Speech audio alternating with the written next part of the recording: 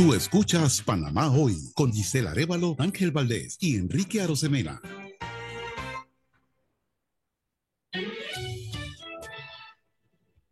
Entrevista de actualidad, Panamá Hoy.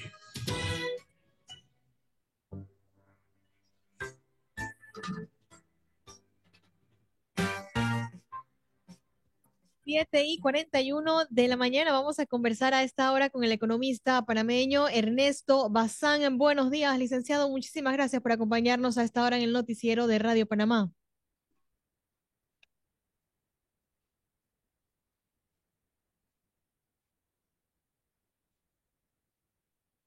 Licenciado, tiene el micrófono apagado. Hola, hola, hola. Buenos días, Aló, licenciado. Sí, lo escuchamos. muy, Vamos a estar muy buenos días. conversando el día de hoy sobre esos retos que tiene este nuevo gobierno que alcanzar para mejorar, obviamente, la economía en el país. ¿Por dónde cree usted que deberían empezar? Muy bien. Bueno, primero que nada, muchas gracias por la entrevista. Creo que nos encontramos en un momento de la economía panameña eh, de una crisis sin precedentes y se requiere tomar medidas especiales frente a las cuales pues no estamos acostumbrados, ¿no? Cuando el problema es grave, la medicina también tiene que ser severa. Y en este caso, los retos son grandes. El primero de los retos es estabilizar la economía. ¿Qué significa eso un buen panameño? Que nos hemos convertido en una economía que depende de la deuda. Es decir, nuestra economía no podría funcionar si nosotros no pudiéramos tomar deuda. Si no nos endeudamos, no funcionamos. O sea, a eso hemos llegado, ¿no? ¿Por qué? Porque Panamá no produce su propia moneda y tiene un déficit fiscal. Y no es solo de esta administración, es de tres administraciones. Desde el año 2009, nosotros estamos en permanente déficit fiscal todos los años. Entonces, ¿qué significa que tenemos déficit fiscal? Significa que los ingresos no nos alcanzan para los gastos. Entonces, tenemos que cubrir la diferencia con deuda. Eso es lo que significa. Entonces, y hemos llegado a un momento en donde el tamaño de la deuda es de un nivel que ya es insostenible. Y los mensajes nos los han venido dando las entidades multilaterales en sus diferentes informes y también las calificadoras de riesgo que nos han modificado las calificaciones. Entonces, si nosotros seguimos en eso, vamos a terminar llegando a un nivel en que el país puede llegar a incumplir el pago de sus obligaciones, ¿no? Porque se convierte en una bola de nieve en donde eh, digamos, cada vez tenemos que tomar más deuda y más deuda genera más intereses. Entonces, eso es lo primero que hay que hacer, dejar de depender de la deuda. Entonces, eso es lo primero. Ahora yo le voy a dar un poco mi opinión acerca de cuáles son las recetas o las medicinas desde el punto de vista económico, ¿no? Pero voy a seguir con el recuento de los retos de esta administración. Eh, el segundo reto importante es la reactivación económica, ¿no? Porque después de la pandemia nos hemos mantenido, ya han pasado 4 años de la pandemia y nos mantenemos en un nivel de desempleo eh, similar muy cercano al de la pandemia y además en un nivel de subempleo de alrededor de 48%, ¿no? Eso significa de que hay, digamos, si el 48% de las personas no tiene un empleo formal, significa que muchos de ellos evidentemente están con problemas de capacidad de pago para sus necesidades básicas y eso implica una angustia social. Entonces, lamentablemente no se ha podido reactivar la economía y ese es el segundo reto que tiene esta administración. Y desde el punto de vista económico, hay un tercer reto que ya es más de mediano o largo plazo, pero que sin embargo me parece muy, muy importante, y es el de transformar la economía del país. Es decir, nosotros nos hemos convertido en una economía que depende mucho de digamos, del sector construcción, que a su vez está muy relacionado con el sector inmobiliario, depende mucho del consumo interno y los clientes del sector construcción del consumo interno y los inmobiliarios, que entre todos representan poco más del 40% de la economía del país, eh, tiene que transformarse, no reduciendo esos sectores, más bien agrandándolos, pero agrandando otros sectores, ¿no? Es decir, aumentando el tamaño del pastel para que la proporción, si hoy en día es 40% de estos sectores donde los clientes están dentro de Panamá, sea un 30% o un 20%. ¿Eso qué significa? Eso significa que Panamá debería producir bienes y servicios donde los clientes no estén dentro de Panamá, sino mayoritariamente fuera de Panamá, como por ejemplo el Canal de Panamá. Y eso implica promover, por ejemplo, el sector turismo. eh, Creo que es el principal caballito de batalla porque tiene mucho potencial, porque, digamos, tiene un mercado infinito, porque el mercado no son los 4,3 millones de panameños, sino son todo el mundo, que son 8.000 personas, 8.000 millones de personas en el mundo, ¿no? Entonces, eh, y otro sector importante es el sector logístico también, donde los clientes están afuera y podemos aprovechar nuestra ubicación geográfica, nuestra infraestructura. Y otro sector importante es la agroexportación, en especial la agroindustria, ¿no? Entonces, esos son los sectores que van a permitir transformar el país para que el país tenga más clientes, ¿no? Y sean menos dependientes de los sectores que dependen del consumo interno, porque cuando dependes del consumo interno, una reactivación es muy difícil y no queremos que nos vuelva a pasar esto que ya nos pasó. Cuando dependes de las economías de afuera, digamos, la economía está diversificada en cuanto a clientes y entonces es mucho más fácil poder levantarse después de un problema como el que tuvimos con la pandemia, ¿no? Entonces, yo te diría que, en resumen, esos son los tres grandes retos: la estabilización, número uno; segundo, la reactivación; y tercero, la transformación del país.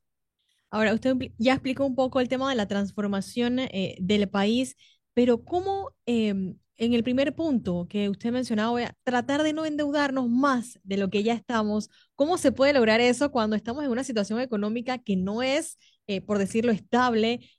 Cuando hemos pedido tantos préstamos, cuando inicia un nuevo gobierno que tiene en mente nuevos proyectos, ¿cómo lograr ese balance para evitar caer entonces en ese hoyo de más deuda? Esa pregunta es muy buena y te voy a decir que la respuesta no es fácil, porque si la respuesta fuera fácil, ya lo hubiesen hecho en esta administración y en la administración anterior y en la anterior a la anterior, y lo hubiesen hecho otros países y todos seríamos felices. No es tan sencillo. Pero aquí, desde el punto de vista económico, básicamente hay tres escenarios o tres alternativas a ejecutar, ¿ok? Y una combinación de las tres. La primera es la reducción de gastos. La segunda es la del aumento de ingresos. Y la tercera, que yo no recomiendo, pero que tengo que, digamos, plantear dentro de las opciones, es la venta de activos, ¿no? La venta de activos. Entonces, esto implica concesionar bienes que son del país o, digamos, vender empresas, digamos, del Estado, ¿no? O sea, yo no recomiendo eso y voy a comenzar por esa tercera, partiendo de que hay que reconocer que eso es una fuente de ingresos y eso puede permitir, digamos, cubrir lo que denominamos el servicio de la deuda, que es el dinero que necesitamos para pagarle a nuestros acreedores, ¿no?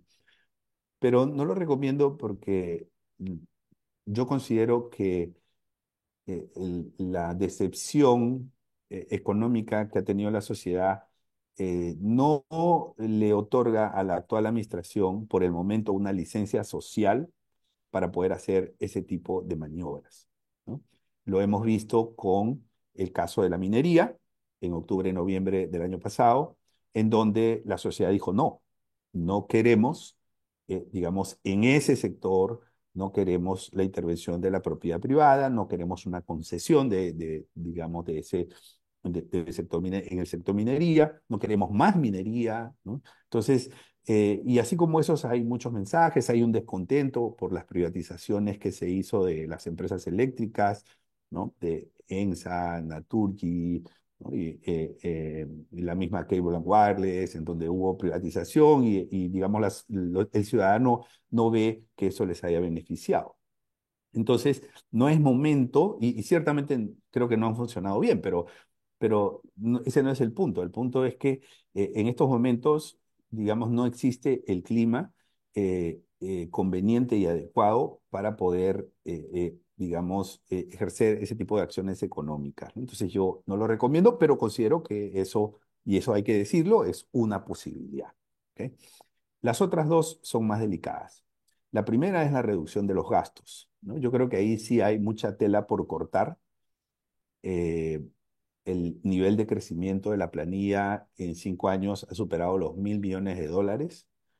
Entonces, creo que eso lo que nos está diciendo es que ha habido un engrosamiento importante de la planilla, que digamos, sabemos que hay muchas contrataciones políticas que se conocen en el lenguaje coloquial como los famosos botellas. Sabemos que ahí va a haber un gran reto identificar quiénes son las personas que realmente no le agregan valor al servicio público, porque no se trata de despedir por despedir, ni se trata de proponer una botadera de gente, sino que se trata simplemente de hacer más eficiente el Estado y quedarnos con los empleados públicos que realmente sí le aportan al país y sí ejercen una función, digamos, específica y conveniente. Entonces, tenemos que hay que reevaluar algunos subsidios también. Creo que hay algunos casos en donde hay que poner mayores controles porque se termina subsidiando a gente que no necesita subsidios. Creo que hay que reorganizar el IFARU, ¿no? El IFARU tiene un presupuesto de más de $500 millones y ya sabemos que esos presupuestos no han servido para beneficiar a la sociedad, sobre todo a los sectores más necesitados, sino que ha tenido matices políticos y creo que ahí hay, digamos, un rubro importante para reducir. Y hay que reducir también los privilegios, porque sabemos que hay funcionarios que tienen escoltas, camionetas de lujo, tienen, digamos, una serie de beneficios, ¿no? De viáticos y unos complementos salariales que indudablemente distorsionan la verdadera esencia de lo que es ser un servidor público. Entonces, ahí tenemos un primer gran reto, eso sí lo recomiendo, o sea, en estos rubros que he mencionado, recomiendo que la nueva administración pueda ejecutar eh, digamos, un plan de austeridad, de verdadera austeridad, porque hace mucho tiempo nos vienen hablando de que se van a ahorrar los gastos, se van a reducir gastos, pero realmente no lo vemos, ¿no? Y yo pienso que lo que la sociedad quiere es ver que se ejecuten acciones, no que se digan que se van a hacer cosas. Entonces, ese ha sido un poco el gran defecto que han tenido muchas administraciones. Ahora, Y licenciado, la segunda es el aumento de los ingresos, ¿no? Pero vamos con tu pregunta primero. sí, en ese punto que usted mencionaba, obviamente, del tema de reducir gastos del gobierno, mucho se habló de eso durante la campaña, muchos candidatos prometieron hacer eso. Ahora, hay que bajar la planilla estatal, es correcto, pero al bajarla también, al reducir eso, va, va a incrementar el desempleo. ¿Qué impacto tendría eso también en el país? Ok, hay que, digamos, no es que hay que bajar la planilla, hay que eliminar a los botellas, que es muy diferente. ¿Ok? Entonces, ningún empleado de la administración pública que le agrega valor al país debería ser despedido. Lo que sí hay que decir que hay que despedir sin ningún tipo de contemplación es a los botellas, que son los que cobran y no hacen nada. Y cuando te hablo de botellas, no solamente son de funcionarios que están en planillas, sino también de consultores que no hacen consultorías. Eso también son contrataciones políticas. Entonces, eso es lo que hay que reducir, ¿no? ¿Qué efecto tiene eso en el nivel de empleo? Ninguno, porque realmente esas personas no deberían estar empleadas, ¿no? O sea, no hay ninguna razón para que la economía esté sobre encima de la ética y no se puede contratar a personas que no hacen nada y pagarle con los recursos de todos los panameños a personas que no hacen nada. Entonces, yo no estoy diciendo que hay que reducir la planilla. No, señores. Lo que hay que hacer es votar despiadadamente a los botellas y eliminar con todo rigor las contrataciones políticas, esas famosas consultorías millonarias que no le agregan ningún valor al país. Eso es lo que hay que hacer.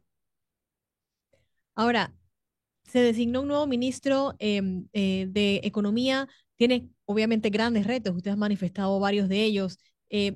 ¿Usted cree que se puede lograr en este quinquenio ir mejorando poco a poco, cambiando esa economía para el beneficio del país? Bueno, yo creo que los retos son grandes, no solamente porque el tamaño de la crisis es tal que nunca habíamos visto una crisis, digamos, similar. O sea, en la historia reciente no habíamos tenido un nivel de deterioro de los indicadores, de tendencia, digamos, de bien hacia mal de todos los indicadores y una caída en la confianza externa por parte de los inversionistas, los observadores internacionales y las calificadoras de riesgo. Entonces, el reto va a ser ganar la confianza y para eso hay un aspecto que va a ser clave, que van a ser las respuestas, las respuestas en los primeros 30 días, ¿no? Normalmente, cuando se trata de tomar medidas radicales, es muy importante que las respuestas sean rápidas y contundentes, ¿no? Sin titubeos y que se dé en los primeros días y que se den completas, o sea, que no se den por partes, porque cuando se empiezan a dar por pedacitos, eso genera incertidumbre. Y entonces, el gran reto que yo veo es que, a diferencia de otras agrupaciones políticas que tenían un equipo, digamos, que trabajaba los planes económicos, entiendo yo que el ministro Chapman no ha sido parte del equipo de el presidente Mulino. Entonces, digamos, los equipos de otras agrupaciones ya hubiesen llegado preparadas para, digamos, los primeros días del inicio de la administración y hubiesen llegado ya prácticamente con las medidas. Entonces, ahora toca un poco al nuevo ministro iniciar una carrera contra el tiempo porque no va a tener mucho tiempo. Si se demora mucho, va a perder la confianza porque hay una expectativa y Sí. va a defraudar esas expectativas y además no solamente se trata de hacerlo rápido, sino se trata de hacerlo bien, porque como les decía, no puede dar marchas y contramarchas, no puede dar, estas son las medidas fase uno, fase 2, fase 3, no puede dar eso porque tiene que venir todas completas, ¿no? Entonces, cuando, por ejemplo, vamos a poner un caso reciente que es la reforma del presidente Milei en Argentina. Cuando él llegó, o sea, el primer día en que él dio su discurso, llegó con sus reformas, ¿no?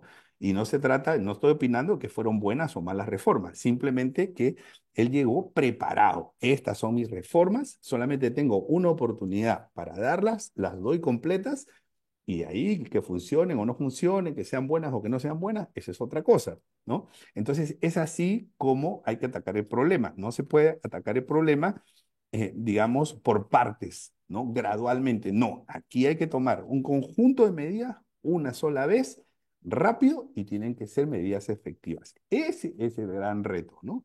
Que tiene la actual administración. Ahora, no está todo perdido entonces, tenemos esperanza de mejorar la economía del país.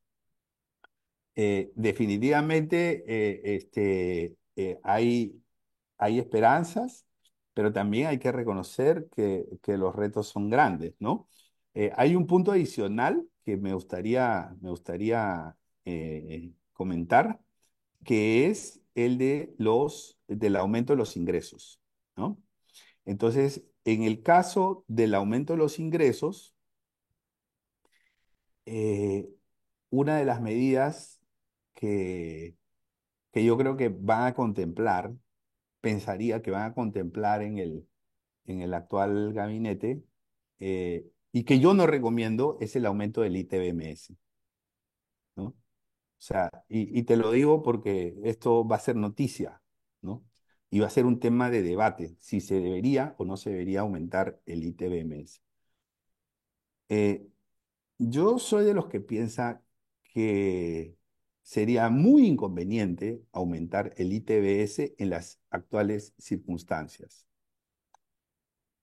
porque el ITBMS lo pagan las personas naturales y las personas, sobre todo la clase media, está muy castigada por diversas razones, por el desempleo de la pandemia, la pérdida de ingresos, el mayor endeudamiento que ha tenido, la subida de la tasa de interés, el efecto, digamos, inflacionario que ha habido en los últimos meses y años. Entonces, por todos lados, el panameño de a pie ya está castigado y no es justo que si necesitamos recaudar ingresos, porque sí necesitamos, se opte por la opción más fácil, que es aumentar el ITBMS.